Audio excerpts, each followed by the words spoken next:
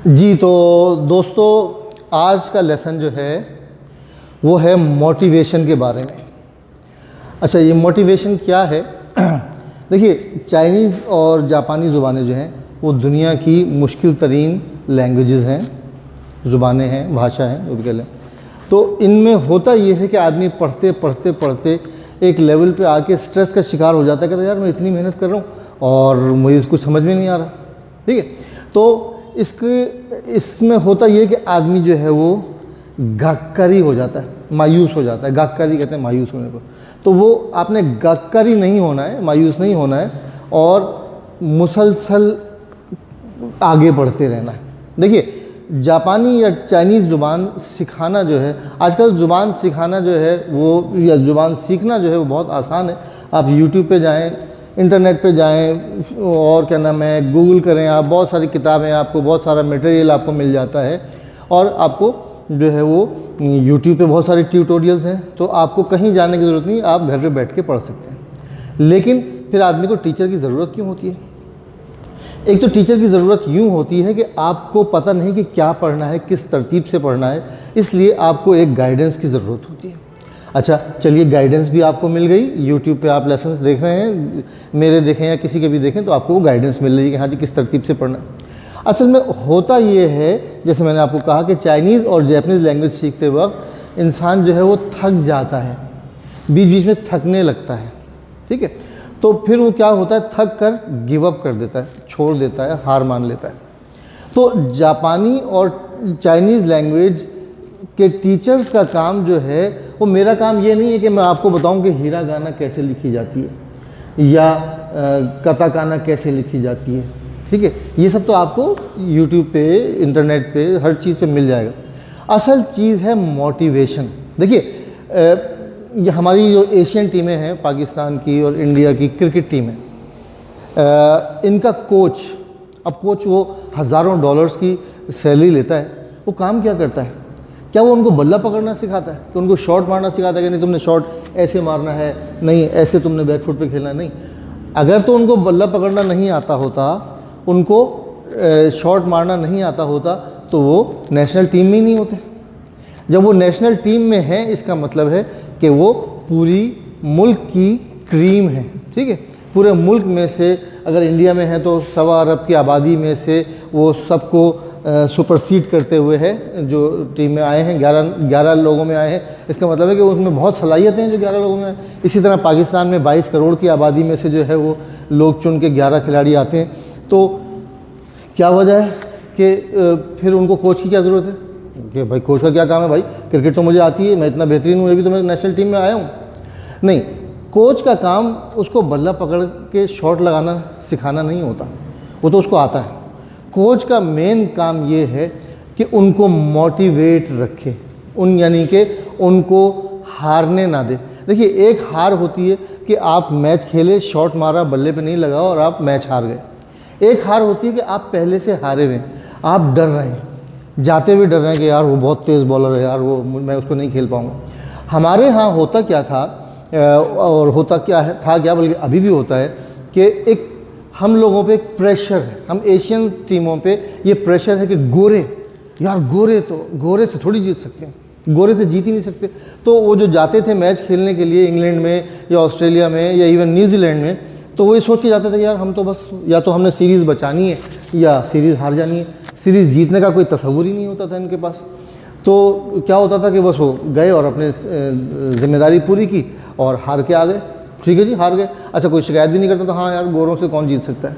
ये एक आम जो है, एक वो खामखा का एक वो हवा बैठा हुआ था हमारी टीमों पे कि नहीं जी, आप जीत ही नहीं सकते।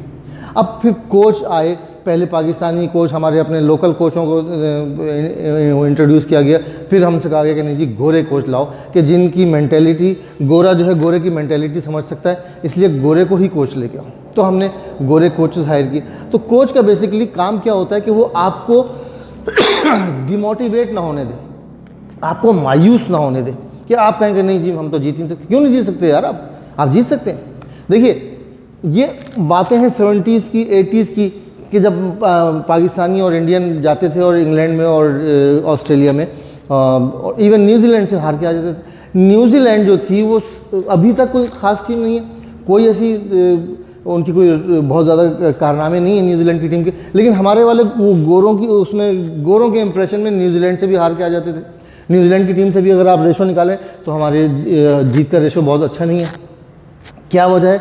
हम पर एक इंप्रेशन था कि जनाब हो गोरे से नहीं जीत सकते, इसीलिए ज़हीर अब्बास जो एकदम पॉपुलर हो गए, मेरे भी फेवरेट बैट्समैन है, वो एकदम पॉपुलर क्यों हो गए कि उन्होंने अपने दूसरे ही टेस्ट में जाके गोरे के खिलाफ 274 कर दिए। ओहो, इंग्लैंड में जाके 274 कर दिए, अरे इंग्लैंड में 274 कर दिए, अरे यार क्या बात है। तो एकदम वो पॉपुलर हो गए। तो जब आदमी पॉपुलर हो जाता है तो फिर उसको और शौक बढ़ता है कि अच्छा ये काम तो मैं कर सकता था यार, मैं करूँगा, फिर आगे बढ़ूँगा। तो बिल्कुल आज के दौर में जो है वो चाइनीज़ लैंग्वेज के टीचर का और जैपनीज़ लैंग्वेज के टीचर का काम बिल्कुल यही है कि उसने आपको मोटिवेट करके रखना है।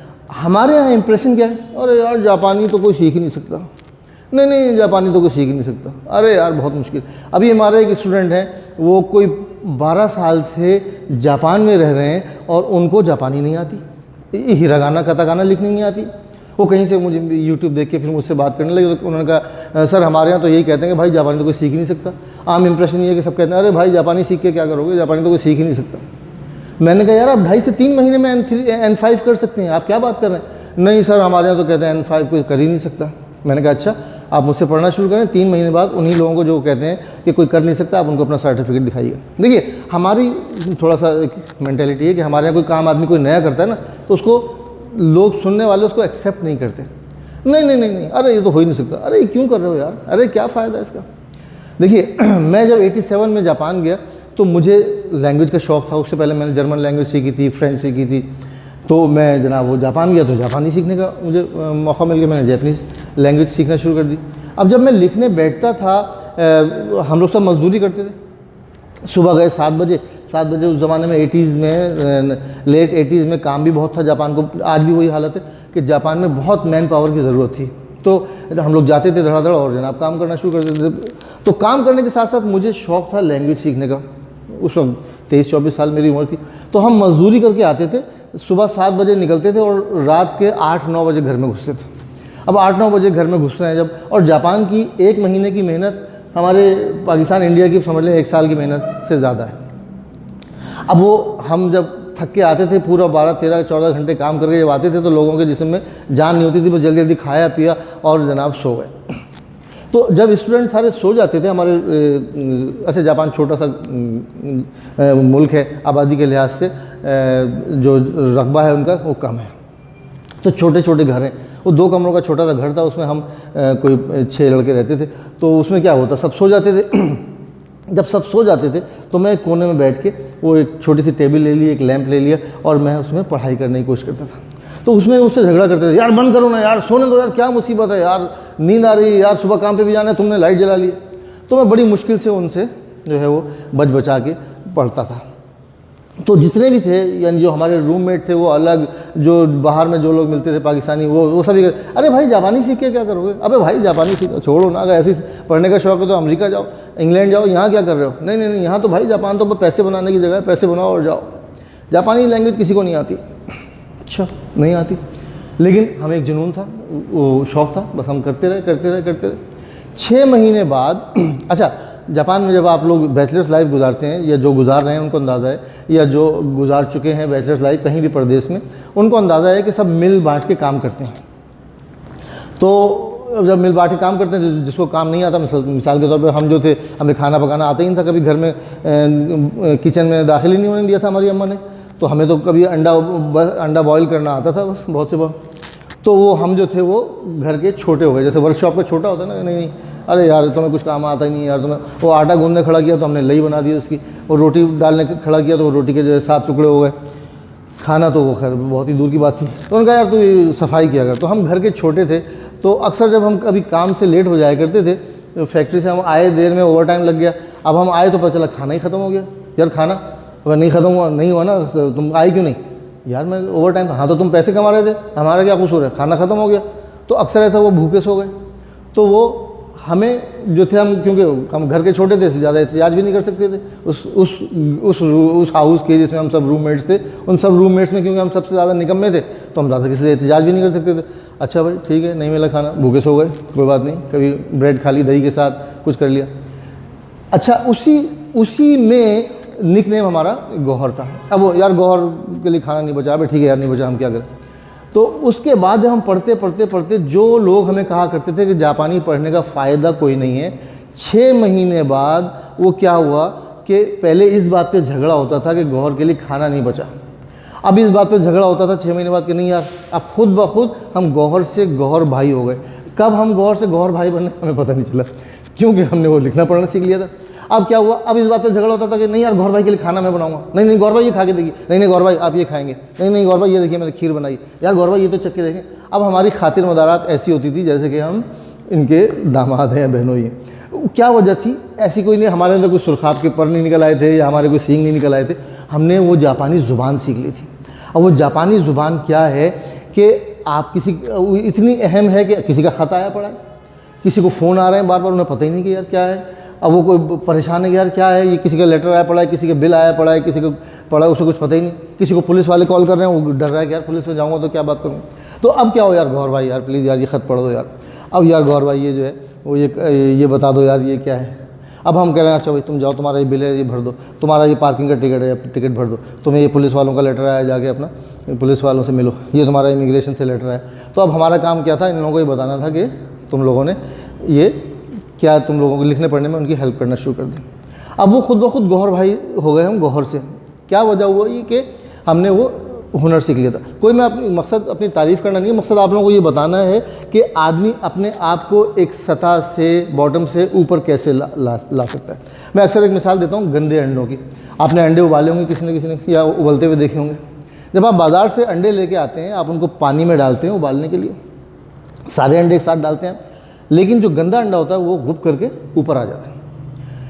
तो बिल्कुल टैलेंटेड आदमी की मिसाल ऐसी ही है कि उसको किसी भी माहौल में डाल दें, आप उसको कितने भी बुरे माहौल में डाल दें, वो अपने टैलेंट से उसको ऊपर कर लेगा।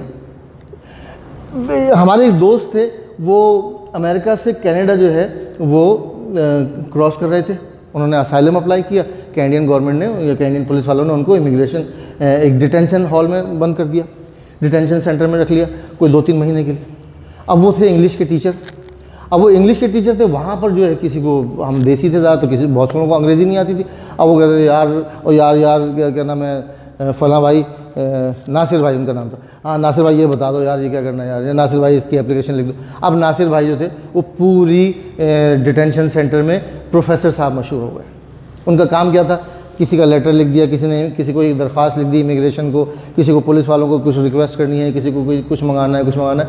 उनका काम सिर्फ यह था कि वो लेटर लिख के दिया करते थे। तो वो जेल जैसे माहौल में भी इंतहाई इंसान का वो एकदम वो लो हो जाता है, इंसान का स्पिरिट लो स्पिरिट्स में आ जाता है कि यार मैं जेल में हूँ, यार मैं कैदी बन गया, ठीक है। लेकिन वो उस लो स्पिरिट में भी, इंतहाई बुरे माहौल में भी वो अपने आप को ऊपर ले आए। वो पूरा जो है ना डिटेंशन सेंटर में वो सारे कैदियों में मशहूर थे, वो प्रोफेसर साहब यार हमारा ये काम कर दो, ओ यार प्रोफेसर साहब ये कर दो साढ़े लिए। तो वो देशियों में हमारे डिटेंशन सेंटर में खुद ब खुद वो ऊपर आ गए। तो देखिए लैंग्वेज जो है वो बहुत अहम चीज़ है। अच्छा, हमारे एक मिजाज ये भी है कि अगर आप किसी से कहेंगे यार मैं जापानी सीख रहा हूँ, तो कहेंगे हैं जापानी सीख रहा हूँ, जापानी सीख के क्या करोगे यार, सीखना ही तो चाइनीज़ सीखो, चाइनीज़ के तो बड़े फ़ायदे हैं, ये वो आपको 10 फ़ायदे चाइनीज़ ज़ुबान के सिखा देगा। आप उससे पूछें तू क्या कर रहा है, नहीं मैं तो वो पान बेचता हूँ, हैं बेच तू पान रहा है और बता रहा है तू चाइनीज़ के फ़ायदे और जापानी के नुकसान।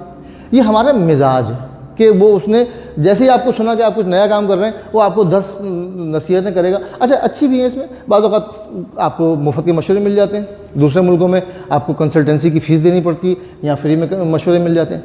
लेकिन हमारे यहाँ होता क्या है, आमतौर पर 90% लोगों को डिमोरलाइज़ किया जाता है। अबे नहीं अबे जापानी सीख के क्या करोगे, क्या फ़ायदा है यार, अबे भाई किसी ने सीखी है जापानी, ओ भाई जापानी बहुत मुश्किल है। अच्छा फिर क्या करूँ, चाइनीज़ सीख लो। अच्छा चलिए, आपने कहा मैं चाइनीज़ सीख रहा हूँ, अब आप चाइनीज़ सीखने लगेंगे तो कहेंगे हाँ क्या कर रहे हो, तो चाइनीज़ सीख रहा हूँ। अबे चाइनीज़ क्या करने लगे, ओ चाइनीज़ सीखने क्या फ़ायदा है यार, तुमने तो कहा था अबे हाँ तो कहा था, वो CPAC चल रहा था, अब CPAC थोड़ी चल रहा है, अरे अब तो कुछ भी नहीं है ये वो। तो वो हमारे यहाँ लोगों का मिसाल, आप कोई भी काम करें, आप किसी को कोई भी काम करें कि मैं ये काम कर रहा हूँ, वो कहेगा अब ये क्यों कर रहे हो, वो कहेगा ये कर लो, ये हमारा मिजाज है। तो लोग जो हैं डिमोरलाइज करने वाले ज़्यादा हैं। अच्छा, होता क्या है कि आप कहते हैं हाँ यार वाकई इतने अरसे से पढ़ रहा हूँ, कोई फ़ायदा ही नहीं हो रहा। तो सबसे पहले तो मैं आपको जापानी ज़ुबान सीखने का फ़ायदा बता दूँ। देखिए, जो चीज़ कम होती है उसकी कीमत ज़्यादा होती है। सोना क्यों महंगा है, पीतल क्यों सस्ता है? पीतल ज़्यादा है, सोना महंगा है, और सोना कम है इसलिए महंगा है। अच्छा, हीरा सोने से भी ज़्यादा महंगा है। क्यों? क्योंकि हीरा और कम होता है। आपको पता है कि अफ्रीका में ऐसी बहुत सी कानें हैं जहाँ से वो बहुत सारे हीरे निकाले जा सकते हैं, लेकिन जो इंटरनेशनल डायमंड माफिया है वो नहीं चाहता कि मार्केट में ज़्यादा हीरे आ जाएं। अगर चीज़ ज़्यादा आ जाएगी तो उसकी वैल्यू कम हो जाएगी। उन्होंने उन कानों को बंद करके रखा हुआ है, ना किसी को काम करने देते हैं, ना हीरे निकालने देते हैं। क्यों? कि अगर ज़्यादा हो जाएंगे तो उसकी वैल्यू ख़राब हो जाएगी। तो इसी तरह से जापानी ज़ुबान क्यों सबसे ज़्यादा कीमती है? आपको पता है जापानी ज़ुबान का इंटरप्रेटर सबसे ज़्यादा सैलरी उठाता है। आप किसी भी लैंग्वेज का इंटरप्रेटर चले जाएं, आपको सबसे ज़्यादा सैलरी जो उठाएगा वो जापानी ज़ुबान का इंटरप्रेटर उठाएगा। क्यों? क्योंकि जो जापानी बोलते हैं वो कोई और ज़ुबान नहीं बोल सकते, जो कोई और ज़ुबान बोलते हैं वो जापानी नहीं बोल सकते। क्या वजह है? कि देखिए, अब बहुत से लोग आजकल हमारे यहाँ पाकिस्तान से चाइना जा रहे हैं। अच्छा, चाइना में कोई सिस्टम तो ऐसा है नहीं कि आप वहाँ पे ठहर सकें। आपने वहाँ से पढ़ाई की, लैंग्वेज सीखी, आपने जो भी बनना है, मेडिसिन की पढ़ाई की, इंजीनियरिंग की पढ़ाई की, जो कुछ भी आपने पढ़ाई की 4-5 साल, उसके बाद आपको वापस आना है। तो हर साल बहुत से लोग जा रहे हैं और हर साल बहुत से लोग सीख के वापस आ रहे हैं। तो अब चाइनीज़ लैंग्वेज जानने वाले बहुत सारे हैं। अब आप मार्केट में अप्लाई करें चाइनीज़ लैंग्वेज इंटरप्रेटर के लिए, वो आपको जनाब कहेगा अच्छा जनाब 60,000 ले लो। आप कहेंगे अच्छा चलो 60,000 दे दो, पता चलेगा वो दूसरा खड़ा हुआ कहेगा मुझे 30,000 में दे दो, मैं 30,000 में कर लूँगा। तो ज़्यादा लोग हो गए हैं, इसलिए उसकी डिमांड कम हो गई है। सप्लाई ज़्यादा है तो डिमांड कम है, लिहाजा उसकी वैल्यू कम हो गई। जापानी ज़ुबान का मसला ये है कि अगर पाकिस्तान, इंडिया में किसी ने जापानी ज़ुबान में माहिर हो गया तो किसी न किसी तरह वो जापान में जॉब मिल जाती है उसको, या जापान में यूनिवर्सिटी में एडमिशन मिल जाता है। और एक दफ़ा जो जापान चला जाता है फिर वो वापस नहीं आता। उसकी क्या वजह है? उसकी वजह ये है कि वो जन्नत में कोई जाके वापस थोड़ी आना चाहता है। वो एडम को या हज़रत आदम को जो है निकाला गया था तो वो तो एक मजबूरी थी। वो मजबूरी क्या थी? वो एक सिस्टम था, दुनिया चलानी थी ऊपर वाले ने, तो इसलिए उन्हें निकाला गया। वरना जन्नत में जाके कोई वापस नहीं आता, ना आना चाहता है। तो उसी तरह जापान जो है इस वक्त ज़मीन पर जन्नत है। इंतहाई खूबसूरत मुल्क है। मैं क्या तारीफ़ करूँ, आप लोग जो रहते हैं उनको पता होगा, और जो जाना चाहते हैं वो उनसे पूछें जो जापान में है। बहुत खूबसूरत मुल्क है, बहुत खूबसूरत लोग हैं। तो अब जो जापान पहुंच जाता है वो शिकायतें तो करता है कि यार जापान में यूँ है, जापान में यूँ है। उसके बाद भाई तू आजा, फिर छोड़ दे जापान। छोड़ता कोई नहीं, क्योंकि जापान में एक तो ये कि मैन पावर की बड़ी अहमियत है, आपको आपकी मेहनत का सिला अच्छा मिलता है, ठीक है। तो जो जापान जाता है फिर वो वहाँ से वापस नहीं आता, इसलिए जो सप्लाई का जो रास्ता है वो बंद हो जाता है। अच्छा, जो पाकिस्तान इंडिया में रह रहे हैं वो कहते हैं यार मुश्किल बहुत है यार। उनको ये इंप्रेशन है कि मुश्किल बहुत है, कोई सीख ही नहीं सकता। मुझे याद है कि जब मैं 88 या 89 की बात है कि जब मैं जापान कॉन्सुलेट में कराची में पढ़ने के लिए गया, तो वहाँ पे जो स्टूडेंट्स थे सारे वो कहते थे यार N1 तो कोई कर ही नहीं सकता। उस ज़माने में उसको EQ कहलाता था, टॉप लेवल, इची और क्यू यानी पहला लेवल। तो वो सबसे टॉप लेवल था। तो EQ तो कोई कर ही नहीं सकता भाई, है क्यों नहीं कर सकता? नहीं वो हमारे सर ने ही किया है, खाली वो एक टीचर थे। अब पता नहीं उन टीचर ने उनके दिमाग में बिठाया हुआ था कि कोई भी N1 या EQ नहीं कर सकता, या उनके खुद के जहन में परसेप्शन बन गया था कि N1 तो कोई कर ही नहीं सकता। तो जब मैंने N1 का एग्ज़ाम के लिए फॉर्म भरा तो सब हंसने लगे मेरे ऊपर N1 करोगे? तो भाई N1 तो कोई कर ही नहीं सकता। मैं कहा चलो करके देखते हैं, नहीं कर सकता। तो वो जब मैं पास हो गया तो सबके मुंह बंद हो गए। तो हमारे यहाँ ये है कि हर आदमी आपको डिप्रेस करता है, नहीं तो कर ही नहीं सकता, ओ भाई को कर ही नहीं सकता। तो हमारे यहाँ लोग इसलिए नहीं सीख रहे कि जो बहुत मुश्किल है, कर ही नहीं सकते। हरगिज़ ऐसी बात नहीं है, आप बिल्कुल कर सकते हैं। देखिए, लेकिन उसमें एक ट्रिक है। ट्रिक ये है कि चलिए हम ग्राफ बनाते हैं, ठीक है। ये ज़ीरो से आपने शुरू किया, ये मुश्किलात समझ लें, ये मुश्किलात हैं और ये है महीने, ठीक है। आपने कहाँ पहुँचना है? मुश्किल फ़र्ज़ किया आपने ये टारगेट है कि जनाब ये आपने N3 करना है, ये आपने ज़ीरो से पढ़ना शुरू किया। अब आप कह रहे हैं यार ठीक है धीरे धीरे करते हैं, थोड़ा थोड़ा करेंगे तो पहुंच जाएंगे। जब आप थोड़ा थोड़ा करने लगते हैं तो क्योंकि मुश्किल ज़ुबान है तो आप वो थोड़ा थोड़ा यूँ होते होते आप यहाँ 4 महीने बाद यहाँ खड़े होते हैं। आपको खड़ा कहाँ होना था? 4 महीने में यहाँ होना चाहिए था, ठीक है। लेकिन क्योंकि आप इजी वे में जाते हैं तो आप 4 महीने बाद यहाँ कहीं खड़े होते हैं, यानी मुश्किल के एक आधी सीढ़ी आपने मुकम्मल की होती है। आप कहते हैं अबे यार 4 महीने हो गए पढ़ते हुए, पैसे भी ज़ाया हुए, टाइम भी ज़ाया हुआ, हासिल वसूल भी कुछ नहीं हुआ, छोड़ो यार, गिव अप कर दो।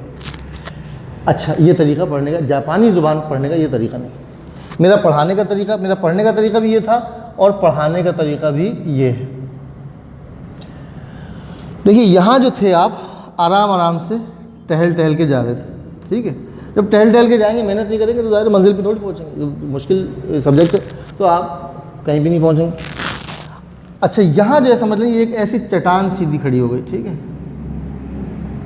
पहले दिन से ही आपके सामने एक चट्टान है। अब आप यहाँ पे जब चढ़ेंगे तो आप ये पूरे हाथ पैर से, कोई ड्राइंग मेरी अच्छी नहीं है बस समझाने के लिए, ये पूरे हाथ पैर लगा के, आप पूरे हाथ पैर का जोर लगा के ऊपर चढ़ रहे हैं। तो क्या होगा, अगर आपने भागना होगा तो आप पहले महीने भाग जाएंगे, राइट। आप कहें यार बहुत मुश्किल है यार, नहीं भाई कोई नहीं कर सकता, ठीक है भाग जाए। मैं अपने स्टूडेंट को भी यही इसी तरीके से पढ़ाता हूँ। अगर किसी ने भागना है, घबरा के भाग जाए, पहले महीने में भाग जाइए, ठीक है। लेकिन अगर आप मेरे पास 2 महीने या 3 महीने तक पढ़ते रहे तो अब जब आप समझ लें 2 महीने में, आप 3 महीने में यहाँ पहुँच गए तो आपको मंजिल अपनी नज़र आने लगी, राइट। आपको अपना टारगेट नज़र आने लगा। अब आप 3 महीने बाद कहेंगे यार मैं छोड़ दूँ तो है, मैंने इतना सीख लिया फिर मैं छोड़ दूँ, नहीं यार ये तो बेइज्जती हो जाएगी। बिल्कुल मेरे साथ ऐसे ही हुआ कि मैंने मेहनत करके, जान मार के लैंग्वेज के काफ़ी चीज़ें सीख ली। अच्छा, हर आदमी मायूस होता है, डिप्रेशन, चाइनीज़ और जैपनीज़ लैंग्वेज सीखने में डिप्रेशन के फेजेस आते हैं। मेरे साथ भी हुआ, मैं आपको अपना ज़ाती तजर्बा बता रहा हूँ और मुशाहिदा भी यही है, वो फेजेस आते हैं। अगर आपके पास वो फेज़ यहाँ आया और आप यहाँ खड़े हैं, एक लेवल भी मुश्किल का आपने नहीं किया, छोड़ देंगे जाएगा आपको, अबे यार बेकार है यार, 2 महीने से पढ़ रहे हैं कुछ भी नहीं आता। लेकिन अगर आप यहाँ पहुँच गए, अब आपको मायूसी तो होगी, तो आप कहेंगे छोड़ दूँ तो यार ये सारी मेहनत, इतना तो मैंने कर लिया, ये सारी मेहनत मेरी ज़ाया हो जाएगी। तो आप क्या करेंगे, नहीं यार ठीक है चलो करके देखते हैं। तो आप अब आगे की तरफ चलेंगे, पीछे की तरफ नहीं चलेंगे। तो क्या होगा, 3 महीने बाद जब आप यहाँ पहुँच जाएंगे तो फिर आगे तो आपको टहल के आराम से यहाँ पहुँच जाना है, ठीक है। तो क्या है कि आपने पहले 2 महीने में टिका के मेहनत करनी है। पहले 2 महीने में स्लो गोइंग, इजी गोइंग नहीं करनी है, मेहनत करके जान मार के पढ़ाई करनी है। तो फिर क्या होगा, अगर आप मायूस भी होने लगेंगे तो आपकी पिछली मेहनत आपको देख के बताएगी कि यार अच्छा इतना मुझे आ गया। तो जब मैं जापान कॉन्सुलेट में एडमिशन लेने गया तो मुझे टीचर ने कहा कि तुम्हारे लेवल की तो यहाँ क्लास नहीं होती। तो मैंने कहा मेरे लेवल की क्लास नहीं होती यहाँ पे, मतलब यहाँ पे कितने अर्से से लोग पढ़ रहे हैं? कहना कोई 4 साल से पढ़ रहा है, कोई 5 साल से पढ़ रहा है। तो मैंने कहा ये 4-4, 5-5 साल से पढ़ रहे हैं और मेरा लेवल इनसे कम है, ज़्यादा? कहना नहीं तुम्हारा लेवल इनसे बहुत ज़्यादा है, तो तुम्हारे लेवल की क्लास यहाँ पे होती नहीं। तो मैं उस वक्त फिर मैंने सोचा यार अच्छा, मैं गया था तो ऐसे ही था, मालूमात करने गया था, मेरा कोई इरादा नहीं था, क्योंकि जापान में जब थे तो जापानीज़ सीख ली थी, फिर वापस आ गए थे। तो फिर अपने अब्बा के काम में, वो लैंड सर्वे का नाम आपने सुना होगा, सड़क पे खड़े हुए दूरबीन में झांक रहे हैं, वो काम था हमारा। वो काम में दोबारा आके लग गए। तो वो एक दिन गुजर रहे थे, जापान कॉन्सुलेट के सामने से लिखा होता दाखिले जारी हैं, एडमिशन ओपन। तो हम जाके उसमें मालूम करने चले गए। तो टीचर ने, जापानीज़ टीचर ने हमसे ये कहा कि तुम्हारे लेवल की यहाँ पे, वो जापानी था, उसने सीधी बात की कि तुम्हारे लेवल की यहाँ क्लास नहीं होती। तो मैंने कहा फिर क्या करूँ? कहना तुम एडमिशन को छोड़ो, तुम ऐसे ही आ जाया करो, मैं तुम्हें पढ़ा दिया करूँगा, क्योंकि तुम्हारा लेवल अच्छा है, तुम मेहनत कर लो तो तुम कर लोगे। सो इस तरह जब मुझे ये मालूम हुआ कि यार मेरा लेवल इतना है कि जो लोग 4-4, 5-5 साल से पढ़ रहे हैं उनसे भी मेरा लेवल हाई है, मैंने कहा नहीं यार अब नहीं छोड़ना है इसको, अब इसको अपने टॉप तक लेके जाना। फिर मैं लग गया और शौक़ से मैंने फिर 92 में मैंने EQ, या आजकल के दौर ज़ुबान में N1 कहलाता है, वो N1 मैंने पास किया। और उसके बाद फिर जब N1 पास कर लिया, तो जब मैंने N1 पास कर लिया तो उसके बाद मुझे पता चला कि यार जापानी ज़ुबान में कितना पोटेंशियल है। वो जनाब जापानी डेलीगेशन आते थे, हमें उनके साथ लगा दिया गया, रोज़ के $150 मिल रहे हैं। अब वो जो भी जापान कॉन्सुलेट में जापानी आएगा, मुझे ट्रांसलेटर चाहिए, वो हमसे इंट्रोड्यूस करा दें, वो रोज़ के $150 मिल रहे हैं। अब रोज़ के $150 एक पाकिस्तान में बैठे बैठे आदमी को सैलरी मिल रही है, तो वो तो खामखा के राजा इंदर बन गया। हम तो खुश कि लो जी, हम तो मज़े आ गए हमारे। वो $150 रोज़ के मिल रहे हैं, तो हफ्ते महीने की 15 दिन भी दिहाड़ी लग गई, 20 दिन भी दिहाड़ी लग गई, तो हम तो एकदम राजा इंदर बन गए। तो उससे हमें पता चला कि यार जापानी ज़ुबान सीख के हमने कितना ज़बरदस्त काम कर लिया। ठीक है, तो आप लोग जो ये पूछ रहे हैं कि यार जापानी ज़ुबान सीखने का फ़ायदा क्या है, बहुत फ़ायदे हैं। जापानी ज़ुबान जानने वाले, यानी जापानी ज़ुबान जानने वाले तो एक तो वो हैं जो जापानी हैं, उनको तो जापानी जानते हैं, लेकिन उनको जापानी के साथ तो बाइलैंग्वेज नहीं है ना, उनको जापानी ज़ुबान के साथ कोई और लैंग्वेज नहीं आती। आपको अगर हिंदी, उर्दू और अंग्रेज़ी आती है और आपने जैपनीज़ सीख ली, तो आपके पास तो 4 ज़ुबानें हो गई, 3 ज़ुबानें हो गई। हिंदी भी आती है जनाब, और अंग्रेज़ी भी आती है, और जापानी भी आती है। जापान में बहुत डिमांड है आपकी, पूरी दुनिया में आपकी डिमांड है। आप अमेरिका चले जाएँ, हम जब अमेरिका में गए तो हमने मालूम किया प्रोफेशन क्या, लैंड सर्वेयर की क्या सैलरी है, तो पता चला $3-3,500 है। अच्छा, हमने कहा जनाब अपने मालूम करें अपने प्रोफेशन में जैपनीज़ इंटरप्रेटर की क्या सैलरी है, पता चला $5,500, और काम भी कुछ नहीं है, बस टाई बांध के ऑफिस में बैठना है एयर कंडीशन में या हीटर में, और सर्वेयर को तो बाहर जाके फिरना है, आउटडोर काम करना है। तो हमने अपना प्रोफेशन एक साइड में रखा और हम फुल टाइम इंटरप्रेटर की जॉब हमने शुरू कर दी। तो मैं आपको बता रहा हूँ कि ये जो आप कह रहे हैं कि ना आप जापानी सीख के क्या फ़ायदा होगा, आप करें तो सही, आप वहाँ पहुँचे तो सही, आपको फ़ायदे खुद ब खुद पता चलना शुरू हो जाएंगे। जापान में इस वक्त मैन पावर की शदीद किल्लत है, उनको हर तरह के लोग चाहिए, इंजीनियर से लेके MBA से लेके कंप्यूटर इंजीनियर से लेके प्लम्बर तक, कारपेंटर तक, हर किस्म का आदमी उनको चाहिए। लेकिन उनकी शर्त क्या है? उनकी शर्त ये कि पहले आप लैंग्वेज सीखें हमारी। तो ये लैंग्वेज सीखें, ये लैंग्वेज के अगर आपने N3 भी कर लिया तो आप जो है इंटरप्रेटर के तौर पे किसी कंपनी में लग सकते हैं। जापान में आप यूनिवर्सिटी में अप्लाई कर सकते हैं, जापान में वर्क वीज़ा अप्लाई कर सकते हैं, और बहुत से, अब तो दुनिया सुकड़ गई है, ऑनलाइन जो है आपको ट्रांसलेशन का काम मिल सकता है। आप ऑनलाइन बैठे हुए ट्रांसलेशन किए जाएँ, उनको ऑनलाइन ट्रांसलेट करके उनको ईमेल कर दिया, आपके अकाउंट में पैसे आ गए। तो अब जो है तो ज़्यादा अपॉर्चुनिटीज़ हैं। हमारे ज़माने में तो सिर्फ ये था कि आपने कोई जापानी आ गया तो उसके साथ इंटरप्रिटेशन करना है। अब तो आप सारा दिन बैठे हुए, घर में बैठे हुए, कहीं जाने की जरूरत नहीं। ख़ासतौर पे आजकल कोरोना शुरू ना फैला हुआ है, तो आप सारा दिन घर में बैठें और ठकाठक ट्रांसलेट करें, उनको ईमेल करें, आपके अकाउंट में पैसे आ गए, फिर और काम पकड़ें, इस तरह करते रहें। कितने लोग इस तरह कमाई कर रहे हैं। तो कहने का मकसद ये है कि अगर आप एक दफ़ा प्रोफेशनल अंदाज में लग के, दिल लगा के जापानी ज़ुबान सीख लेते हैं तो स्काई इज़ द लिमिट वाली बात है। इसको दिल लगा के सीखें, ये एक बहुत काम की चीज़ है। मैं आपको बता रहा हूँ, कोई नहीं बताता, ख़ासतौर पर जिसको आ जाता है वो छुपाता है, नहीं नहीं नहीं ये मत करो, अरे यार बहुत मुश्किल है, मत करो। इवन टीचर्स, यानी जापानी ज़ुबान के टीचर्स जो हैं, हम एशियंस कहते हैं नहीं यार वो तो मैंने तो बड़ी मेहनत की थी, वो तो ये हो गया था, वो हो गया था। क्यों भाई? कि तेरे 2 सर हैं, तेरा दिमाग बड़ा है, क्या है? ये डिप्रेस करते हैं लोगों को। अच्छा, फिर दूसरी बात ये, एक वजह ये भी होती है गिव अप कर देने की, कि लोग जो हैं वो इंस्टीट्यूट में जा रहे हैं कि यार इंस्टीट्यूट में लिखा हुआ है जापानी सीखिए। अच्छा, आप पहुंच गए जापानी सीखने के लिए, पता चला वहाँ जो पढ़ाने के लिए खड़ा हुआ है आपका टीचर, उसको खुद जापानी नहीं आती, वो खुद आपको धोखा दे रहा है। तो सबसे पहले आप ये किया करें कि जापानी सीखने किसी भी इंस्टीट्यूट में जाएँ तो उससे पूछें कि सर आपकी क्या काबिलियत है। अभी मैं एक इंस्टीट्यूट में मैंने एक तरह से छापा ही मारा है, रेड किया, कि वो पता चला साहब वो कह रहे हैं मैं तो 12 साल से पढ़ा रहा हूँ। मैंने कहा अच्छा, आप 12 साल से जापानी पढ़ा रहे हैं? जी। मैंने कहा ये जुमला लिख दीजिए, कागज़ कलम लिया और मैंने उनसे कहा कि इस पर एक जुमला लिख दीजिए कि मैं टोक्यो जाऊँगा।